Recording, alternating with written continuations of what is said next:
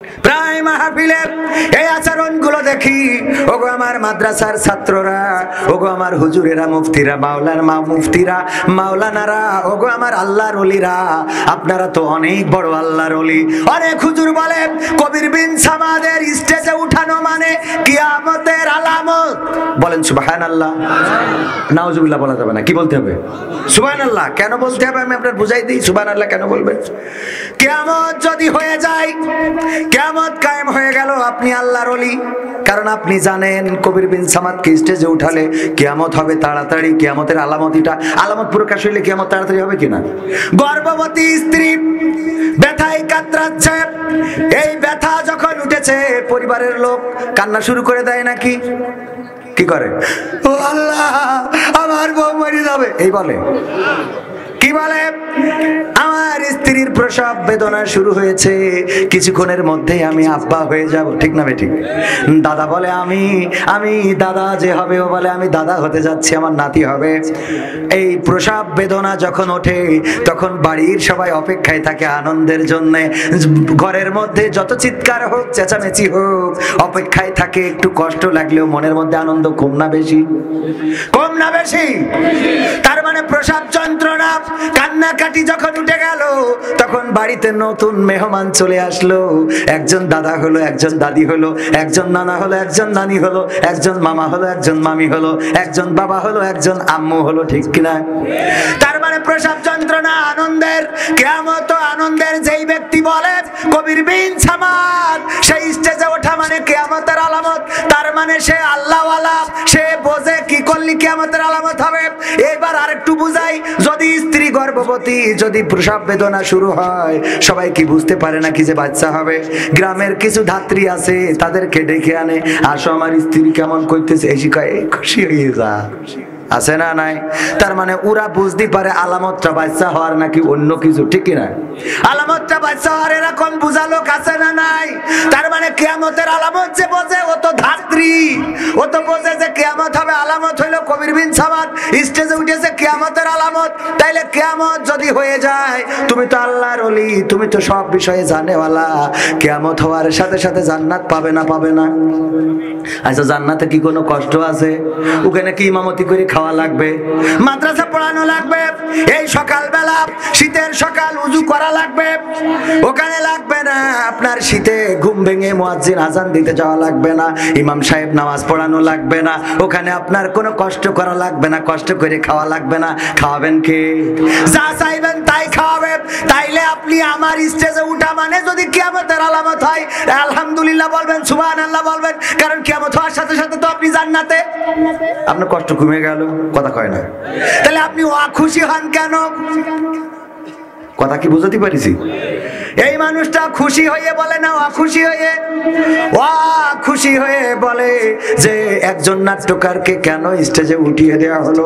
আমি কোরআনের মাহফিলের স্টেজে উঠে তো নাটক করি না, নাটক করতেও আসি না, নাটক করার প্রয়োজনও নেই।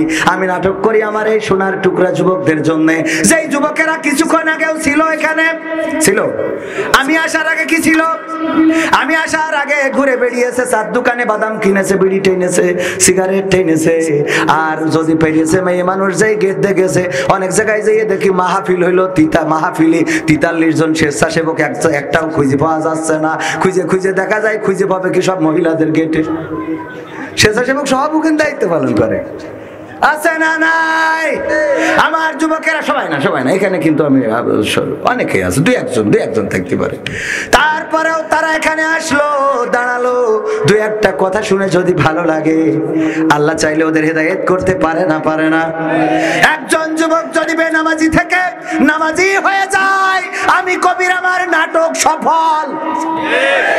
আপনারা দেখেছেন কিনা জানি না, শুনলেও হয়তো খুশি হতে পারেন। গত পরশুদিন মাহফিল ছিল চাঁপাইনবাবগঞ্জ গোমস্তাপুর। আমি যখন রেস্টে রয়েছি, খাওয়া দাওয়া শেষ করলাম, আমার কাছে কিছু যুবক আসলো, এসে বলছে হুজুর আপনার সাথে একজন কথা বলতে চায়। আমি বললাম কোথায়? পাশের ঘরে গেলাম, সেখানে একজন হিন্দু মানুষ, তার নাম অনিল সাহা সম্ভবত, আমি নামটা ভুলে গেছি। এই হিন্দু মানুষটা যুবক ছেলে বলতেছে হুজুর আমি আপনার হাতে হাত রেখে মুসলমান হতে চাই। আমি বললাম কেন মুসলমান হতে চাও? আমি আমি ওই জায়গার যারা স্থানীয় চেয়ারম্যান, সাবেক চেয়ারম্যান, সবাইকে ডেকে বললাম আপনারা ওনাকে চেনেন নাকি, ওনার অ্যাড্রেসটা দেখেন। বললো হ্যাঁ চিনি, আমাদের এলাকার সন্তান, সে মুসলমান হতে চায়, আমাদের কাছে আগেও প্রকাশ করেছে এবং ওর আবেগটা হলো আপনার হাতে হাত দিয়ে মুসলমান হবে। আমি বললাম আলহামদুলিল্লাহ, তুমি মুসলমান হতে চাও, কেউ কি তোমাকে কোনো প্রলোভন দেখিয়েছে নাকি? কয় না। কোনো মেয়ের সাথে কি প্রেম করেছো যাকে বিয়ে করার জন্য মুসলমান হতে হবে? এমনও ঘটনা ঘটে না? ঘটে না?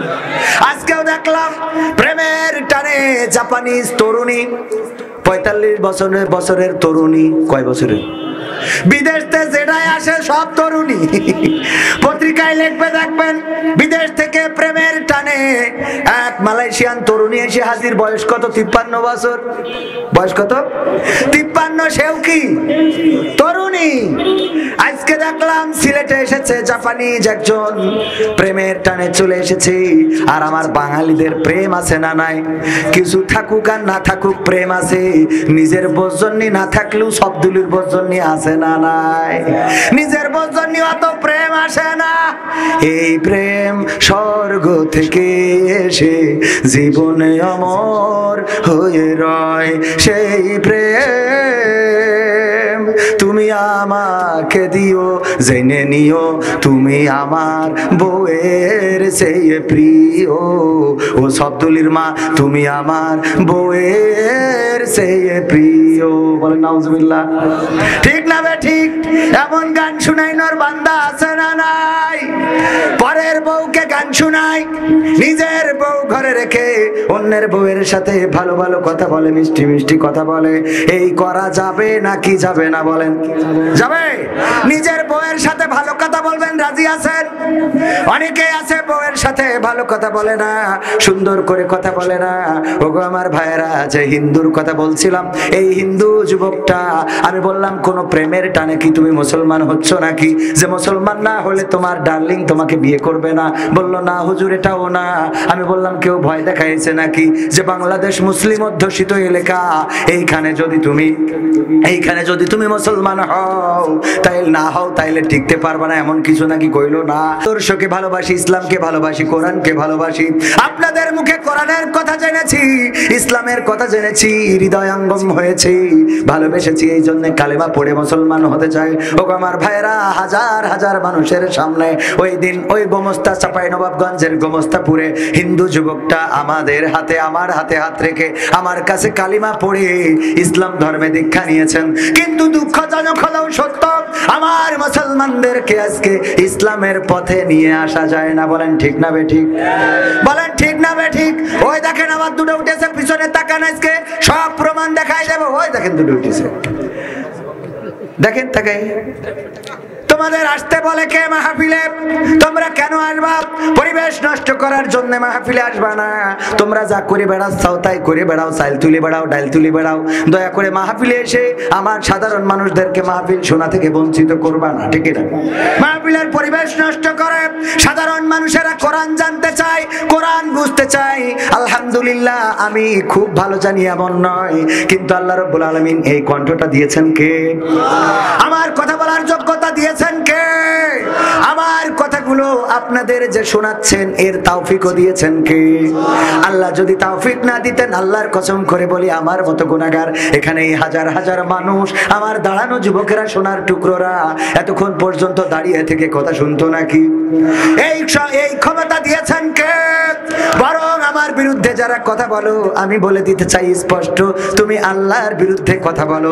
কারণ আমার আল্লাহ বলে দিয়েছেন, ওয়া মান আহসানু কাওলাম মিম্মান দাআ ইলাল্লাহ ওয়া আমিলা সালিহান ওয়া ক্বালা ইন্নানি মিনাল মুসলিমিন।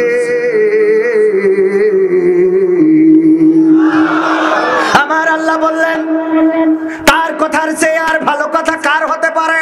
ওগো আমার সোনার টুকরা যুবকেরা শুনে নাও, ওগো আমার মুরব্বীরা শুনে নেন, ওগো আমার তরুণেরা, কিশোরেরা তোমরাও শুনে নাও। আমার আল্লাহ রাব্বুল আলামিন পবিত্র কোরআনে যে কথাগুলো বলেছেন বান্দার কল্যাণের জন্য বলেছেন।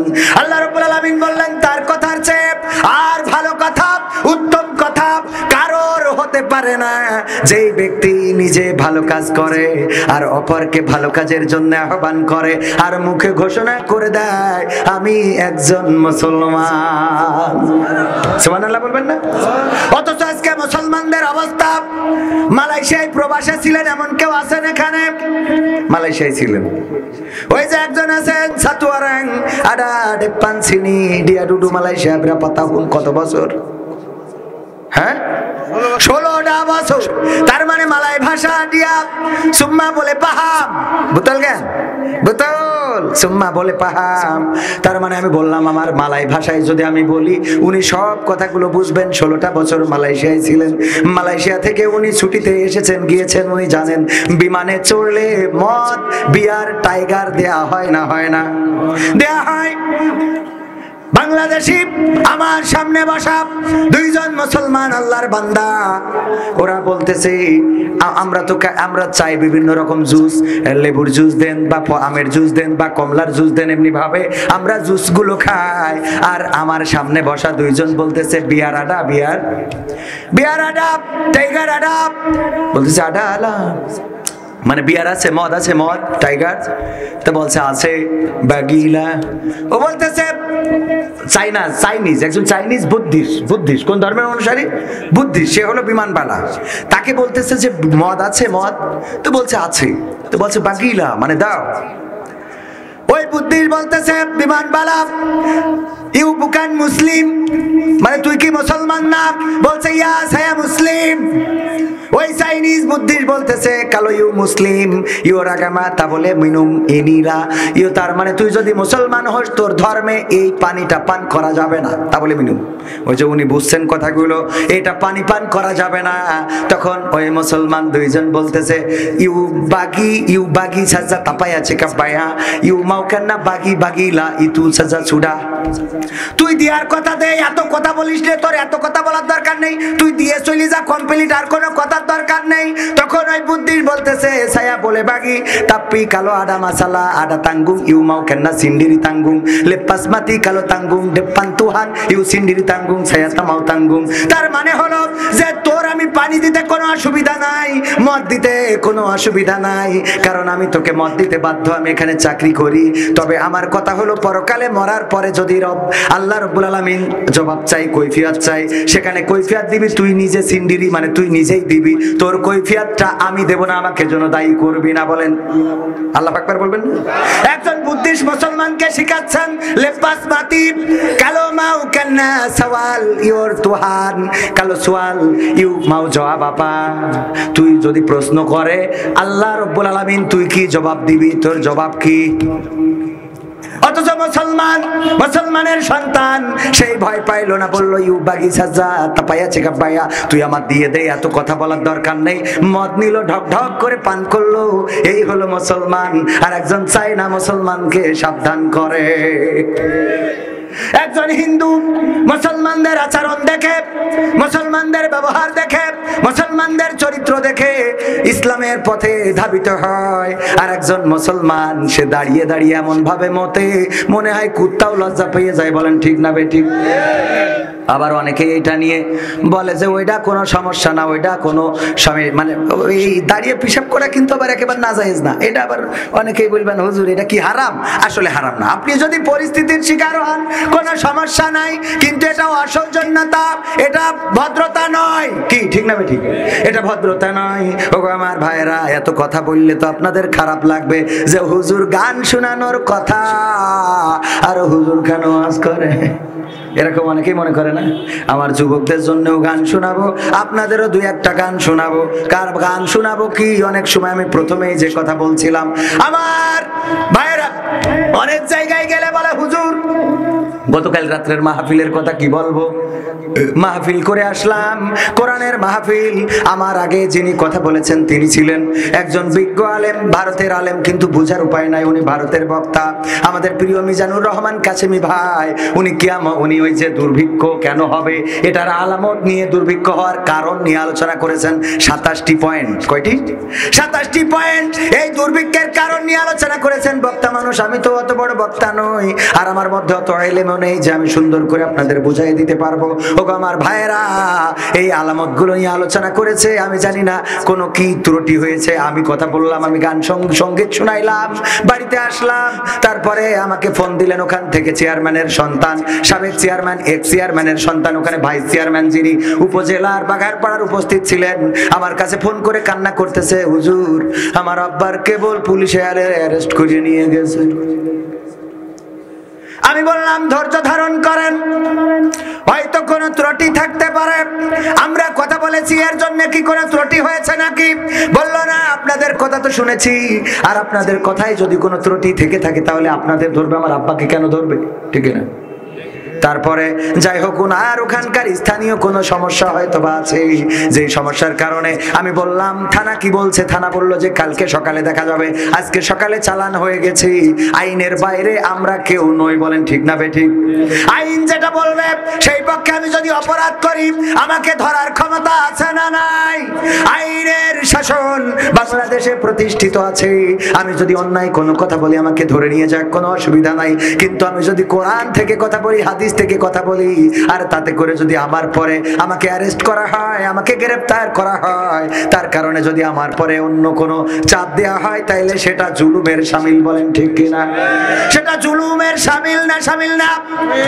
ও আমার ভাইরা, কোরআনের কথাগুলো জানার দরকার, বোঝার দরকার। কোরআনে একটাও রাষ্ট্রবিরোধী কথা আছে নাকি? বরং সমস্ত কথাগুলো রাষ্ট্রের পক্ষে। শুধুমাত্র আমরা বুঝি না বলে সমস্যাটা হয়। সমস্যা হয় কোনটা? আমাদের আব্দুল্লাহ আল আমিন ভাই সুন্দর করে বুঝিয়ে দিয়েছেন, আমরা কোরআন বুঝি না, এই জন্যই ঝামেলাটা হয়। আমরা কোরআন বুঝি কেমন বুঝা?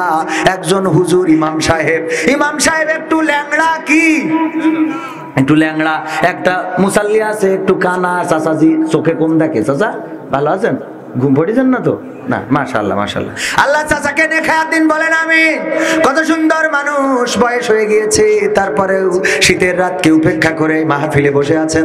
আল্লাহ রাব্বুল আলামিন যেন বছরের পর বছর এই মাহফিলের দায়িত্ব পালন করার তৌফিক দেন, বলেন আমিন। ওগো আমার ভাইরা, কি বলছিলাম? কানা আর ন্যাংরা দেখেছেন কিরাম নেটওয়ার্ক চলে যায়, এবার বুঝতে পারছেন? কানা আর ন্যাংরা, কানা মুসাল্লি আর ইমাম সাহেব একটু ল্যাংড়া, দুইজনে তর্ক বাঁধাইছে। একজন বলছে ব্রাজিল সেরা, আর একজন বলছে আর্জেন্টিনা সেরা, আর একজন বলছে Brazil Argentina, Brazil Argentina, Messi Neymar. এই তর্ক করতে করতে মাগরিবের আজান হয়ে গেছে। ইমাম বলছে তর্ক করে লাভ নেই, চলো আগে নামাজ পড়ে আসি। নামাজে দাঁড়িয়ে ইমাম সাহেব নামাজের মধ্যে তেলাওয়াত করতেছে, ওয়া কানা মিনাল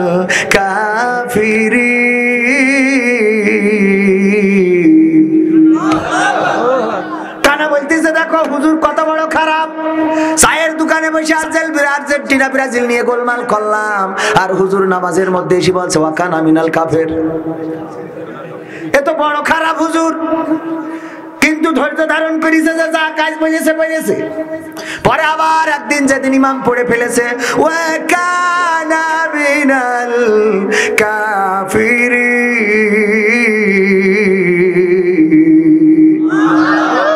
কানা বলছে হুজুর আর পারলাম না, আর আমি সহ্য করতে পারলাম না। সহ্যের সীমারেখা ক্রস করে ফেলেছেন। আগের দিন বলেছেন আমি কিছু বলিনি, আজকে আবার বলছেন ওয়া কানা মিনাল কাফের। আপনি নামাজ দিয়ে বলতেছেন আমি কি বুঝিনি? আমি লুকমা দিচ্ছি, আল্লাহু আকবার, ওয়া খুড়া মিনাল ফাসিকিন। আমি কানা যদি কাফের হয়, তুই খুড়া ফাসিক, কারণ তুই আমার নামাজের মধ্যে দিয়ে ছাড়ছিস কেন? বোঝেননি? এরম মানুষ আছে না নাই? কোরআন বুঝার দরকার। কোরআন যদি না বোঝেন ওই জামাইয়ের মতো অবস্থা হবে, যে শাশুড়ি বউয়ের শাড়ি পরেছে আর জামাই যে অমনি পিছনতে জড়াই ধরেছে। কারণ ওই শাড়ি দেখে দেখে অভ্যাস, এটা আমার বোর শাড়ি, বাড়ি গেছে কিন্তু শাশুড়ি এই রোজ হচ্ছে না, কয়েকদিন গেল খুব খারাপ অবস্থা, শাড়ি শুকাই নাই বলে মেয়ের বলেছে তোর শাড়িটা পরি। আর জামাই তো বুঝতে পারে না এই শাড়ি তো আমার বই পরে, পিছনতে মনে করছে একটু সারপ্রাইজ দিই, ঝামেলা বাঁধে না। তার মানে হলো যদি ভালো করে না বুঝে নেন, না দেখে নেন, না শিখে নেন, তাইলে ওইরাম শাশুড়ি জড়াই ধরার মতো কাণ্ড ঘটতে পারে না। এই জন্য কোরআন জানার দরকার আছে না নাই? সময়টা তো বড্ড খারাপ, আপনি তো ভাই সব জানেন, বুঝে শুনে কথা বলে ওয়াজের রীতি টানেন। কথা কয় না। সময়টা তো বড্ড খারাপ, আপনি তো ভাই সব জানেন। বুঝে শুনে কথা বলে ওয়াজের রীতি টানেন। উস্কানি ফুস্কানি মূলক বলবেন না কোনো কথা। এই মঞ্চে রাজনীতি ভাই করবেন না অযথা। আমরাও ভাই কোরআন জানি, মানি মোটামুটি। ঝামেলাতে থাকি মাঝে মাঝে নিয়ে ভোটা ভুটি। মক্তবেতে শিখেছিলাম আলিফ বা তা সা। কোরআন হাদিস মোটেও জানি না, এমন কিন্তু না। তাই রাজনীতি চলবে না, ও হুজুর রাজনীতি চলবে না। তাই রাজনীতি চলবে না, হে তাই রাজনীতি চলবে। তারপর বলে হুজুর, ও মুখ হুজুর ওয়াজ করে কত মধুর সুর। কবরেতে গেলে পাবো ৭০,০০০ হুর। এমন ওয়াজ আছে না নাই? কবরে গেলে বাবা হুর পাবা, গেলে মান পাবা। এমন সুন্দর সুন্দর ওয়াজ করার সময় আবার বলে, জাকির নায়েক যেদিন আসবে গো ওই দিন এয়ারপোর্ট ঘেরাও করতে হবে। কারণ সেই ইহুদিদের দালাল টাই পরে, কোট পরে, প্যান্ট পরে, ওরে বাংলার জমিনে ঢুকতে দেওয়া হবে না। তোমরা ২.৫ হাত লাঠি কেটে রাখবা। আমিও রাখলাম যে কবে আসবে ওই দিন, আমরা এয়ারপোর্ট থেকে ঢুকতে না রে। কিন্তু না, উনি আসলো না। কয়দিন পরে আপনাদের বাড়ির কাছে সীমানা আছে না নাই? ওকে ওই পার থেকে আসলো, নাম বললাম না, যুবকেরা বোঝে রে। আইসে ঢাকা শহরে ঝাপাইলো, কাঁপাইলো, নাচাইলো, দেখাইলো, শুনাইলো, কেউ কোনো কথা বললো না। কোন হুজুর বাধা দিল না। কেউ এয়ারপোর্ট ঘেরাও করার কথা বললো বলে নাই। তখন আমি বুঝে নিলাম জাকির নায়েক খারাপ, আর আমার ওই উনারা হইলো হালাল। বলেন সুবহানাল্লাহ। ও নাউজুবিল্লাহ। দেখছেন আবার ভুল করে ফেলেছি। আমি আবার ভুল করে ফেলেছি। ও আমার ভাইরা, ওদের বিরুদ্ধে কথা বলার কেউ আছে না? নাই। আমার যুবকেরা যখন রাত ১টার সময় প্রজেক্টরে লাগায় এই আর্জেন্টিনা ব্রাজিলের খেলা দেখলো, কেউ কোনোদিন আমার যুবকদের নিষেধ করেছে? বলেন, হাত তুলে বলেন যে আমি করেছি। কেউ করেননি।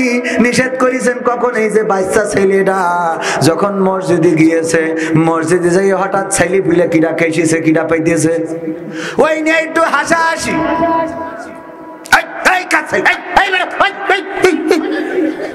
আছে না নাই? এই বাচ্চাটা ওখানে একটু দুষ্টামি বোঝে না। বাচ্চা শিশু, নিষ্পাপ মানুষ, এখনো তার নামাজের বয়স হয়েছে নাকি? ছোট মানুষ মসজিদে যাচ্ছে এবং নিয়ে যেতেও হবে। এই বাচ্চা ছেলেটা যখন মসজিদে যায়, যদি একটু হাসাহাসি করে, যদি একটু কথা বলে ফেলে, তখন তার ধমক দেওয়ার লোক আছে না নাই? আবার আমার যুবকেরা, সোনার ছেলেরা যদি মসজিদে যায়, যে যদি সামনের কাতারে দাঁড়ায়, সামনের কাতারে, এই তুই পিছনে, এই তুই কেন দাঁড়াইছিস কেন? আছে না নাই? অথচ তার উৎসাহ দেওয়ার দরকার ছিল না, ছিল না। উৎসাহ দরকার ছিল এই যুবকের, কিন্তু না। সেই যুবককে বললো, এই সামরা, এই পিছনে যায়। মুরব্বীরা কত পিছনে, এই মুরব্বীরা তো পিছনেই থাকবে। ও তো মুরব্বী বয়সে এসে নামাজ পড়ছে, ও তো যুবক কালে পড়েনি। যুবক কালে মানুষের ভাড়ের রড ঝাড়ি খাই যাও, এটা তো ছোট অপরাধ। আর বড়টা হইলো প্রবাসীর বউকের বাড়ি থাকতে দাওনি। কথা কয় না?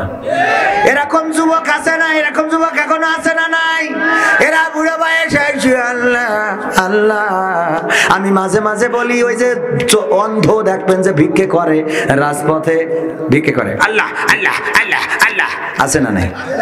অন্ধ ভিক্ষে করে, এত আল্লাহ ডাকা ডাকে। যদি ওর চোখ থাকতো, আমার বিশ্বাস ও এত আল্লাহ জিকির করতো না। কারণ ওর মতো চোখ আলা একটাও তো দেখিনি এত আল্লাহ ডাকতে। কথা কয় না? চোখ থাকি ডাকতো না, ডাকতো না। আবার কিছু ফকির আছে বাবাজি, আপনাদের এলাকায় ওইরাম নেই। ওরা যখন সকালবেলা ভিক্ষে করতে যায়, দেখবেন সুস্থ মানুষ লাঠি বগল দাবায়, কনে লাঠি বগলে ওই নিয়ে সুন্দর করি জোরে হেঁটে যাচ্ছে। এইবার যেই যে গ্রামে ভিক্ষে করবো, ওই গ্রামে যে লাঠিটা বের করি,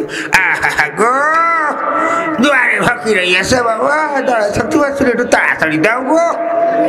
কে কি হবে বেঁচে থেকে অযথা বিদ্যা শিখে যদি না গড়তে পারি শোষণবিহীন সমাজটাকে? কি হবে বেঁচে থেকে?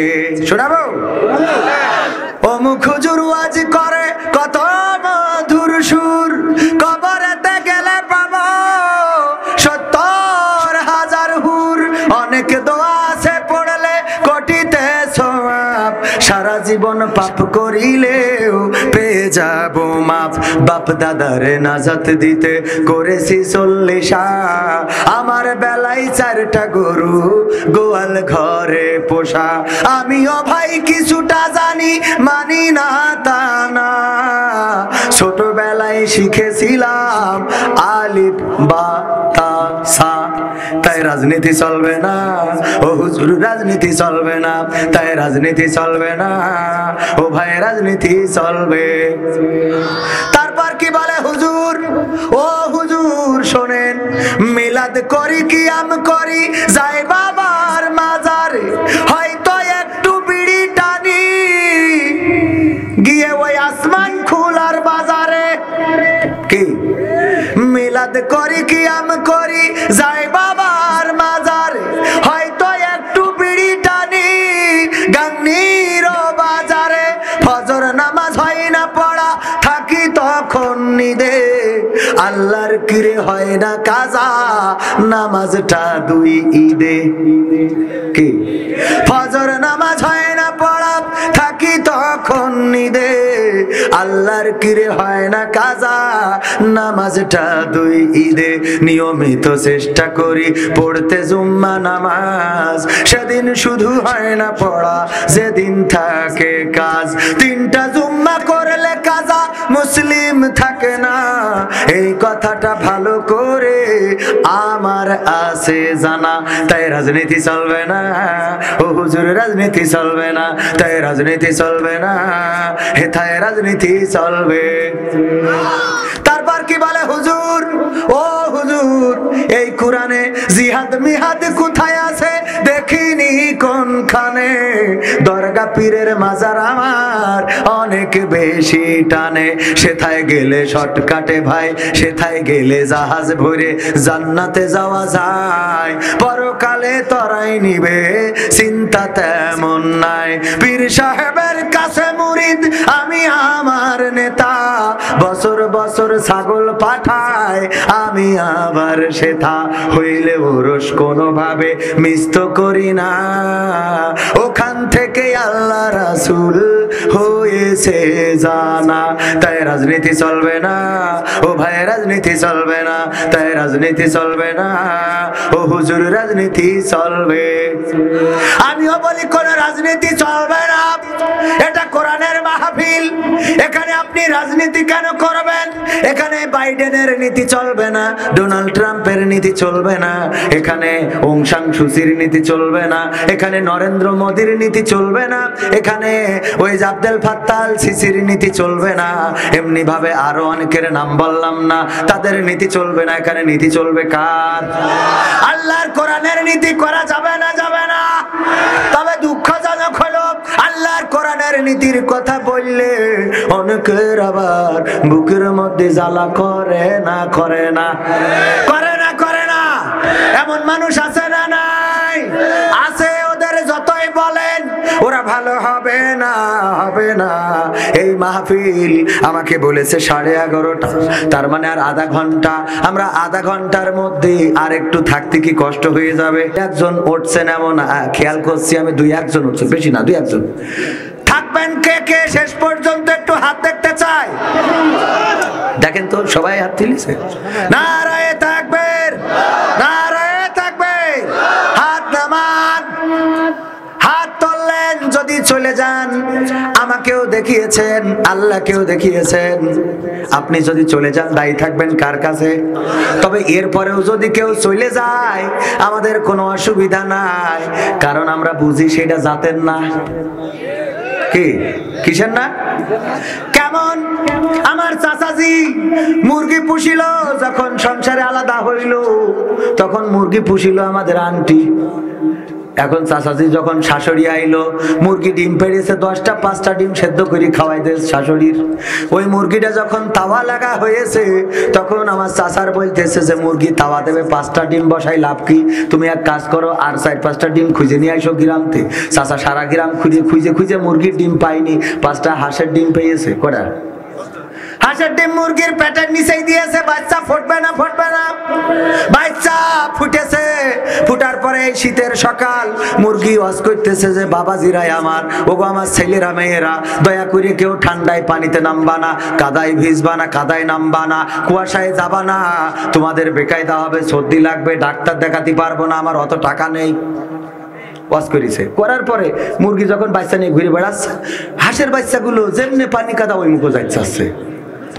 মুরগি বলতেছে এইদিকে আয়, এখানে কথা শোন, এই যে 5 জন দেখদিন এরা কত ভদ্র, আর তোরা এত অভদ্র কেন? তোরা যদি আমার থেকে দূরে থাকিস তাইলে সিল এসে নিয়ে যেতে পারে, যে কোনো সময় বিপদে পড়ে যাবি, মালাকুল মউত জান কবজ করে নেবে, আমি তোদের হারাবো, আমি সন্তান হারায়ে আমি খুব নিঃসন্তানী হয়ে কষ্ট পাবো, এই জন্য তোরা যাইস না, আর পানি কাদা তো মাখবেই নে, ঠান্ডার সময় শীতকাল। এই ওয়াজ শোনার পরে খানিক পরে গেছে কলপাড়ে, মুরগির বাচ্চা তো আছে, হাঁসের বাচ্চা কলপাড়ে পানি দেখি ওখানে ঢুকেতে শুরু করিতেছে। বাবা কাদা মাদা যা ছিল সব কানে, সমস্ত শরীরে কাদা মাদা লাগাইনোর পরে মুরগি বলছে আমার বিশ্বাস হয় না যে তোরা আমার সন্তান, তোরা যদি আমার জাতের হতিস তাহলে অন্তত এই পচা কাদা পানি দিয়ে এই করতিস নে। কথা কয় না? এই জন্য যারা কোরআনের মাহফিলে বসতে পারে না, কোরআনের মাহফিলে থাকতে পারে না, কাটি মারে, বুঝতে পারি ওটা আমাকে জাতের না, ওইটা শয়তানের জাতে, ওইটা ফেরাউনির জাতে, ওইটা আবু জেহেলের জাতে, ওইটা আবু লাহাবের জাতে। এই জন্য এখানে বসে থাকে আর ওই খালি শুধু কয় দেখো দেখো। এবার ওই পচা কাদায় যাবে, দোকানে যাবে, 7 দোকানে যাই রিটার্ন বার বাড়বে, হুজুর দেখিনি এসব বুঝেননি?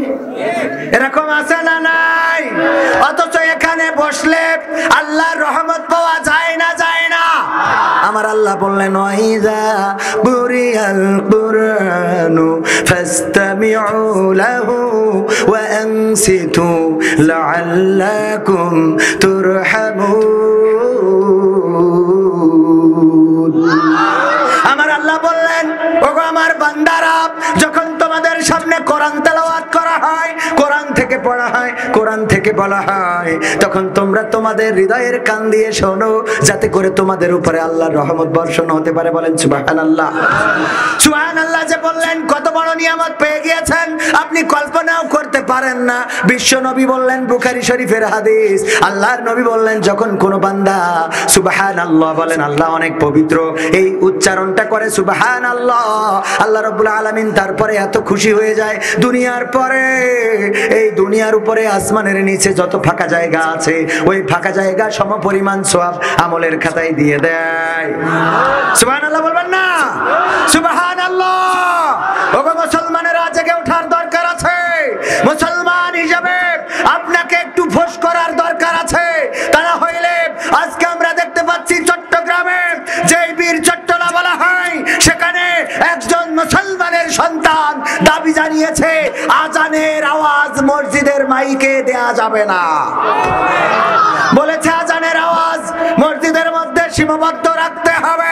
দীর্ঘদিন ধরে দাবি জানিয়ে আসছে মসজিদের আজানকে মসজিদের মাইকে দেয়া যাবে না, মসজিদের স্পিকারে দিতে হবে, ভিতরে যেন বাইরে না যায়। এই দাবি জানিয়েছে। এটা মুসলমানের দেশ না হিন্দুস্তান? এটা কি আরাকান? এটা কি কাশ্মীর? এটা কি ইউরোপ, আমেরিকা, ব্রাজিল, অস্ট্রেলিয়া যে এখানে যা ইচ্ছা তাই দাবি করলো? এখানে আমরা বলি যে কত কোটি মুসলমান? কয় কোটি? কেউ বলে 16, কেউ বলে 18। খাতা কলমে যা আছে থাক, আর যা হারাই গেছে গেছে, যা মরি গেছে গেছে। যদি 16 কোটিও ধরি, এই 16 কোটি মুসলমানের হালত এই হয় কি করি? কথা কয় না? আজান বন্ধ করে দিতে চায়, তাকবীরের আওয়াজ বন্ধ করে দিতে চায়, এমন আছে না নাই?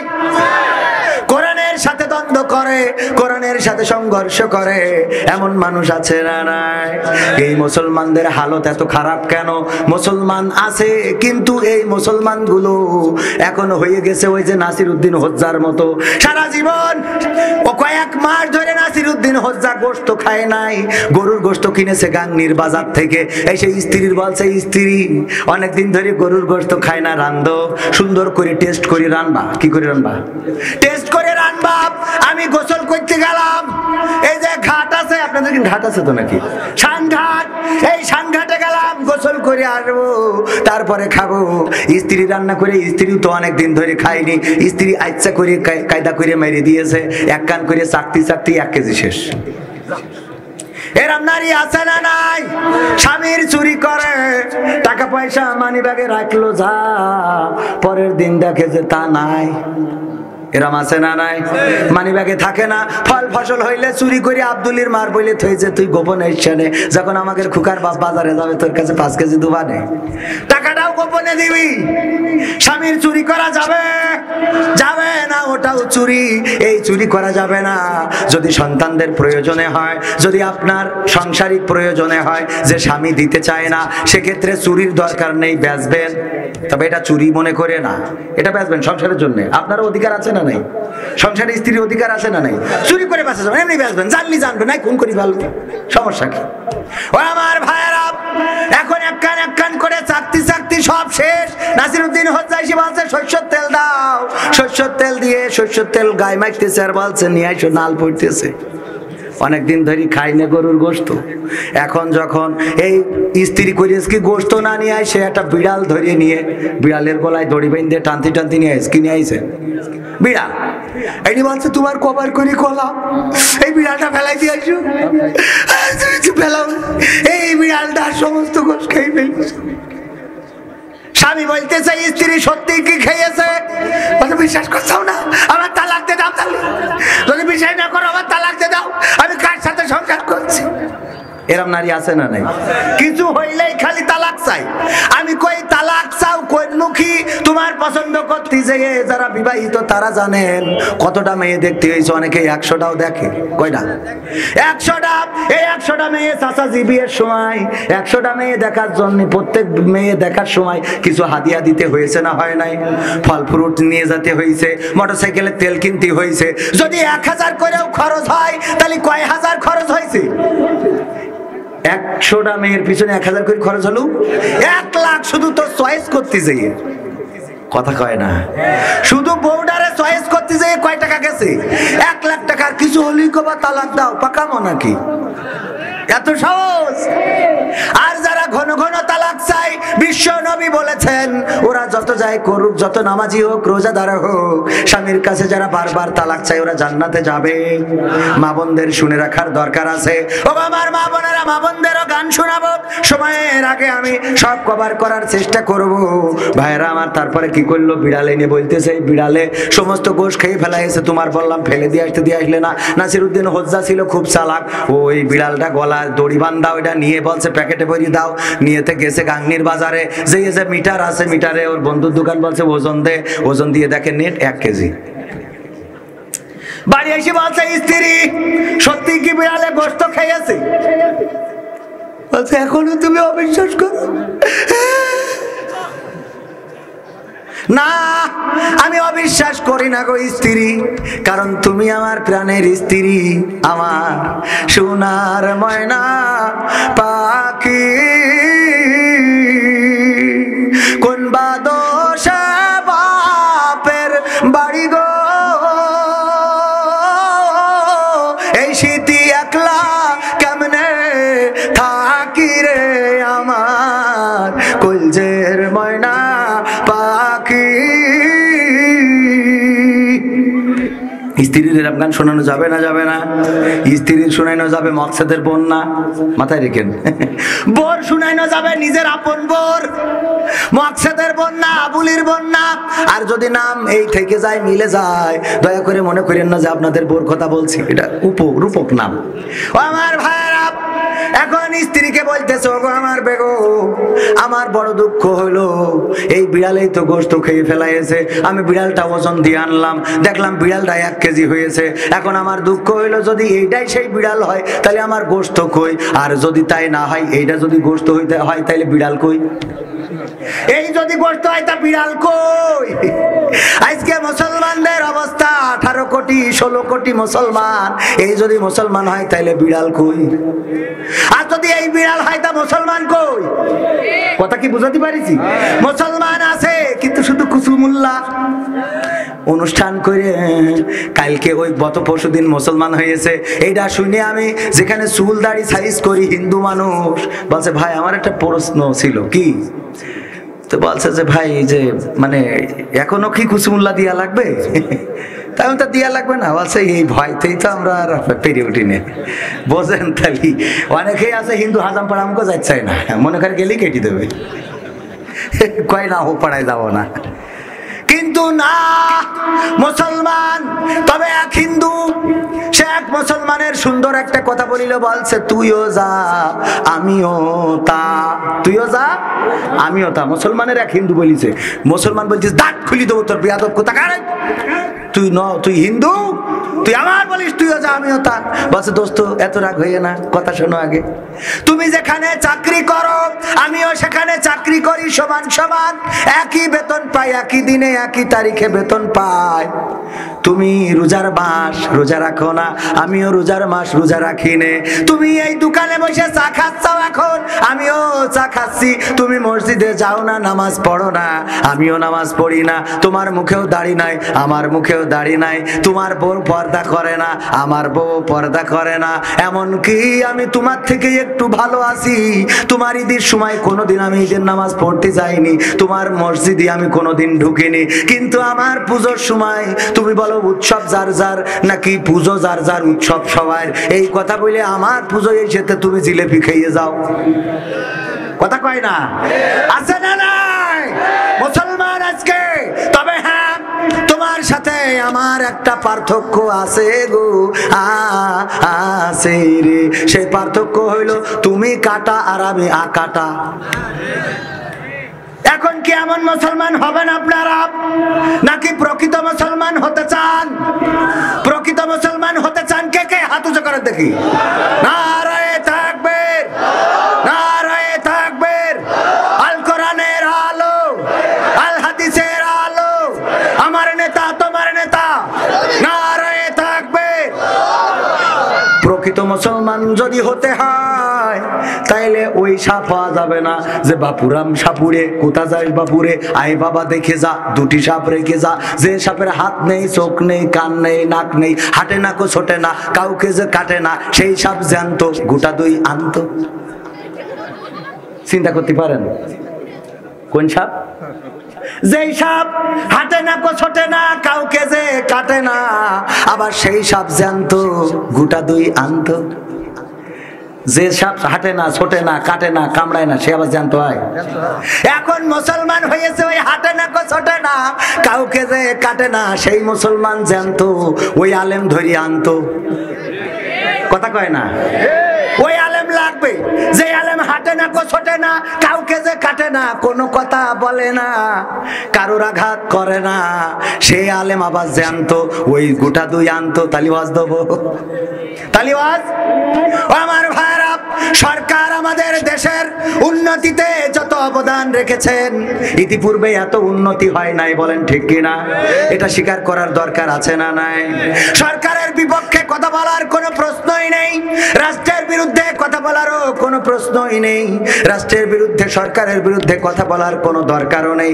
কিন্তু কয়েকদিন আগে সাতক্ষীরায় এক চেয়ারম্যান বসা আমার পাশে, আমি বললাম চেয়ারম্যান সাহেব, যদি আল কোরআনের আইন কায়েম হয়ে যেত তাইলে চেয়ারম্যান, আপনি যত বড় চেয়ারম্যান হন, যদি আপনি তিরানের ওই যে বিধবা ভাতার কার্ড যদি শালীর নামে দিতেন। কার নামে? বিধবা ভাতার কার্ড। কের কার্ড? বিধবা ভাতার কার্ড শালীর নামে দিয়েছে। মানুষ জিজ্ঞেস করছে তোমার শালী বিধবা ভাতার কার্ড পাই কিভাবে? বলছে আমার শালীর তো স্বামী নেই। বলছে স্বামী নেই কেন? বলছে এখনো বিয়ে হয়নি। এখনো বিয়ে হয়নি, তাই শালীর নামে বিধবা ভাতার কার্ড, কারণ তার স্বামী নেই। আইন তো ঠিক আছে, আইন ঠিক আছে না? আইন ঠিক আছে। আমি বললাম যদি এমন কোন কাজ করতেন, যদি তিরানের চালগুলো আপনার গোডাউনে ঢুকাতেন, আমার প্রধানমন্ত্রী কত কিছু দিচ্ছে দেশের জন্য, আমার পরিকল্পনা মন্ত্রী বলেছে আমরা দিই 100 টাকা, আর ওই নিচেই যেয়ে পাই কত 5 টাকা কইছে। কে বলেছে? এটা কি আমার কথা না মন্ত্রীর কথা? মন্ত্রীর কথা বলা যাবে তো? আমার অত দূর যাওয়ার দরকার নেই। এই যে দেখেন সামান্য এই কয়েকদিন আগে সরকারের কি এতই টাকার অভাব যে সরকারের গুরুত্বপূর্ণ একজন মন্ত্রী উনি এসেছেন, সেই স্টেজ ভেঙে পড়েছে। তার থেকে এই স্টেজ তো মনে হয় মজবুত আছে, এতগুলো আলেম উলামা আর সবার কান্দে দুটো করে ফেরেশতা আছে না নাই? তাহলে এই ফেরেশতা আবার শুধু তো নেই, গুনাহ আছে, সওয়াব আছে, এর একটা ওজন আছে। তাহলে এতগুলো নিয়ে স্টেজ কোন রকম দেখাইলো না, কটমটো করলো না, আর ওই স্টেজ ভেঙে পড়ে গেল। এখন আমি যদি বলি তাহলে খেলা হবে কিভাবে, তখন এটা রাজনীতির কথা হয়ে যাবে। হ্যাঁ, আগেই যদি স্টেজ ভেঙে যায় তাহলে কিভাবে খেলা হবে? এই স্টেজ গুলো শক্তিশালী করে বানানোর দরকার আছে না নাই? তুমি স্টেজ বানাবা তো খারাপ করে, আর আমি বললি দোষ হয়ে যায়। আমার প্রধানমন্ত্রী ব্রিজ বানাইনোর জন্য দিলে রড, আর তুমি সেখানে বাস ঢুকিয়ে দিলে। আমি বললাম, তুমি বললে রাষ্ট্রবিরোধী। এটা কি রাষ্ট্রবিরোধী না রাষ্ট্রের পক্ষে? রাষ্ট্রের পক্ষে, কারণ আমার প্রধানমন্ত্রী টাকা দিয়েছে, কাগজ দেয় নাই। কথা কয় না? আমি প্রধানমন্ত্রীর পক্ষের লোক, আমি নৌকার লোক, কারণ আমার প্রধানমন্ত্রী রড কিনে দিল, তুমি ওখানে বাস ঢুকাই দিলে। তুমি তো এই বাস দিয়ে আমার প্রকারান্তে আওয়ামী লীগের ক্ষতি করলে, সরকারের ক্ষতি করলে, আমার নৌকা মার্কার ক্ষতি করলে। আমি আবার জিজ্ঞেস করলাম যে বাস কেন? বলছে হুজুর আপনারা তো হুজুর বোঝেন না, খালি মিলাদ পড়াই বেড়ান। আমি বলছি কে বুঝি না মানে? বলছে সায়েন্স সম্বন্ধে ধারণা নেই। আমি বললাম সায়েন্স কি কি খাতি হয় না মাথায় মাখতে হয়? বলছে এই তো হুজুর সায়েন্সই তো বোঝেন না, সায়েন্স মানে হইল বিজ্ঞান। বিজ্ঞান কি বলে? বিজ্ঞানের থিওরি হইল রড দিয়ে যদি ব্রিজ বানাতাম, কালভার্ট বানাতাম, সময়ের পরিক্রমায় একদিন রডে জং ধরে যেত। কিন্তু ইতিহাস সাক্ষী, পৃথিবী শুরু থেকে শেষ পর্যন্ত বাসে জং ধরিছে প্রমাণ নেই। বাসে জং ধরিছে এখনো প্রমাণ হয়নি। এইটাই সায়েন্স। এটা কি? আমি চাই বাংলাদেশে কাঁদবে না আর কেউ তো দুঃখে, আমি চাই প্রতিটা মানুষ মিলে মিশে থাকবে সুখে। আমি চাই বাংলাদেশে কাঁদবে না আর কেউ তো দুঃখে, আমি চাই প্রতিটা মানুষ মিলে মিশে থাকবে সুখে। আমি চাই ভিক্ষুক হয়ে ঘুরবে না কেউ কারো দ্বারে, আমি চাই কাটবে না রাত কখনো কারো অনাহারে। আমি চাই ভিক্ষুক হয়ে ঘুরবে না কেউ কারো দ্বারে, আমি চাই কাটবে না রাত কখনো কারো অনাহারে। আমি চাই মাজলুমেরা ফেলবে না আর চোখের পানি, আমি চাই কোটের দ্বারে কাঁদবে না বিচারের বাণী। আমি চাই মাজলুমেরা ফেলবে না আর চোখের পানি, আমি চাই কোটের দ্বারে কাঁদবে না বিচারের বাণী। আমি চাই বাংলাদেশে কাঁদবে না আর কেউ তো দুঃখে, আমি চাই প্রতিটা মানুষ মিলে মিশে থাকবে সুখে। আমি চাই ধর্ষিত আপন কাঁদবে না আর অন্ধকারে, আমি চাই সন্ত্রাসীরা ভালো হবে তওবা করে। আমি চাই ধর্ষিত আপন কাঁদবে না আর অন্ধকারে, আমি চাই ধর্ষকেরা ভালো হবে তওবা করে। আমি চাই অধিকার নিয়ে খেলবে না কেউ চিনিমিনি, আমি চাই বুঝবে সবাই থাকবে না কেউ চিরদিনই। আমি চাই অধিকার নিয়ে খেলবে না কেউ চিনিমিনি, আমি চাই বুঝবে সবাই থাকবে না কেউ চিরদিনই। আমি চাই বাংলাদেশে কাঁদবে না আর কেউ তো দুঃখে, আমি চাই প্রতিটা মানুষ মিলে মিশে থাকবে সুখে। আমি চাই সাংবাদিকে সত্য কথা লিখুক সবে, আমি চাই চ্যানেলগুলো সত্য প্রচার করুক ভবে। আমি চাই সাংবাদিকে সত্য কথা লিখুক সবে, আমি চাই চ্যানেলগুলো সত্য প্রচার করুক ভবে। আমি চাই দাদার দেশের চ্যানেলগুলো বন্ধ হবে। চান না চান না? মা বোনেরা একটু রাগ করে ফেলাবে। আমি চাই দাদার দেশের চ্যানেলগুলো বন্ধ হবে, আমি চাই ইসলামী টিভি চ্যানেল খোলা রবে। আমি চাই বাংলাদেশে কাঁদবে না আর কেউ তো দুঃখে, আমি চাই প্রতিটা মানুষ মিলে মিশে থাকবে সুখে।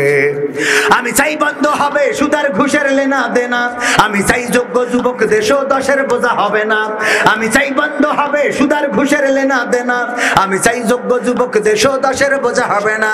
আমি চাই খুন খারাপি হবে না কবু আমার দেশে, আমি চাই গড়বে এ দেশে ভাইয়ে ভাইয়ে ভালোবেসে, আমি চাই খুন খারাপি হবে না কবু আমার দেশে, আমি চাই গড়বে এ দেশে ভাইয়ে ভাইয়ে ভালোবেসে, আমি চাই বাংলাদেশে কাঁদবে না আর কেউ তো দুঃখে, আমি চাই প্রতিটা মানুষ মিলে মিশে থাকবে সুখে, আমি চাই আলেম যারা থাকবে দেশে মুক্ত তারা, আমি চাই মুফাসসিরের কণ্ঠে কোরআন শুনবে ধরা, আমি চাই আলেম যারা থাকবে দেশে মুক্ত তারা, আমি চাই মুফাসসিরের কণ্ঠে কোরআন শুনবে ধরা, আমি চাই কারাগার থেকে ফিরবে আমার ভাইয়েরা নিড়ে, আমি চাই কোরআনের পাখি মোদের মাঝে আসবে ফিরে, আমি চাই কারাগার থেকে ফিরবে আমার ভাইয়েরা নিড়ে, আমি চাই কোরআনের খাদেম কারাগার থেকে আসবে ফিরে, আমি চাই বাংলাদেশে কাঁদবে না আর কেউ তো দুঃখে, আমি চাই প্রতিটা মানুষ মিলে মিশে থাকবে সুখে, আমি চাই সাংবাদিকে সত্য কথা, আমি চাই আইন হবে আল কোরআনের বিধান দিয়ে, আমি চাই থাকবে মানুষ শান্তি ও সুখ সঙ্গে নিয়ে, আমি চাই আইন হবে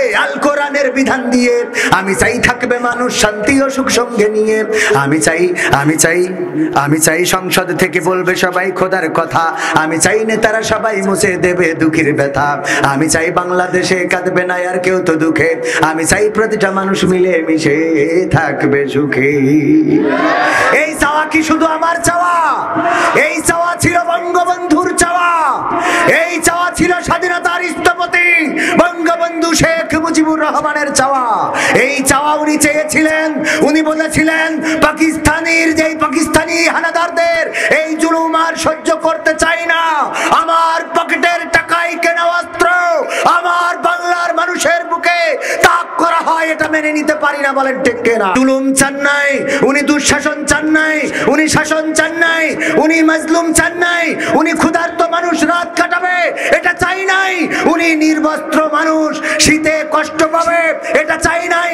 চেয়েছিলেন একটি সোনার বাংলাদেশ, কিন্তু দুঃখজনক হলেও সত্য স্বাধীনতার 50 বছর পার হয়ে গেছে, এখনো স্বাধীনতার প্রকৃত যে স্বাধীনতা আমাদের দরকার ছিল সেটা এখনো পাই। আমাদের বঙ্গবন্ধু যে স্বাধীনতা চেয়েছিলেন সেই স্বাধীনতা এখনো আসে?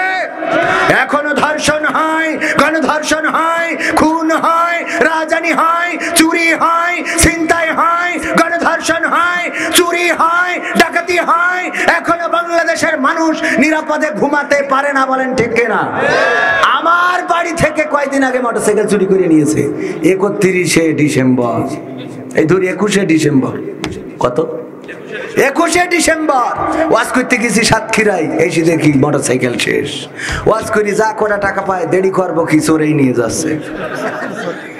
আমি বললাম মেম্বার সাহেব চেয়ারম্যান বসা, আমি বললাম আল কোরআনের আইন যদি কায়েম হয়ে যায় তাহলে চোর চুরি করলে শাস্তি কি? হাত কাটা। এখন এই হাত কাটা যদি আপনার ধয়ে যেত, কোনো না কোনো কারণে যদি চুরি করতেন, ভুল করে মানে বলতেন আমার ভুল হয় আছে, ক্ষমা করে দাও, ইচ্ছা করে করে লিখো, চাইছি দেখেছে, যদি এইটা বলাও হয়তো ক্ষমা হয়তো নাকি। সংসদে যদি চোরের হাত কাটার বিধান কায়েম হয়ে যায়, এই বিধান কায়েম হয়ে গেলে চেয়ারম্যান সাহেব আপনি চুরি করলে হাত কেটে দিত, আর এই কাটা হাত নিয়ে যদি ঢাকায় যেয়ে বলতেন ওগো প্রধানমন্ত্রী আমি আপনার ভালোবাসি, তাই তো আমি প্রতি 5 বছর অন্তর অন্তর ঢাকা শহরে আসি, প্রতীক নিতে আসি, এই কথা বললে প্রধানমন্ত্রী বলতো কবজি কই? আপনি বলতেন ওটা মিস্টেক হয়ে আছে, ভুল হয়ে আছে, ক্ষমা করি দে। আমার প্রধানমন্ত্রী যদি বলে বসতো, অথবা প্রধানমন্ত্রীর যে লোক আছে যাচাই বাছাইয়ের জন্য যদি বলতো আমাদের দিতে তো অসুবিধা নাই, আই রে, কিন্তু আপনি যে বইটা ধরবেন তা পাবেন কি? পাবেন তা বইটা ধরবেন কি করে? কারণ হাতের কবজি নেই, বইটা ধরবেন কি করে? কি করে দেবো? কথা বোঝেননি? কথা কি বোঝা গেছে? এই কথা বলেছি উনি উঠে হাঁটা দেশ। আচ্ছা এটা কি উনার বলেছি? আমি বলি আমার দিয়ে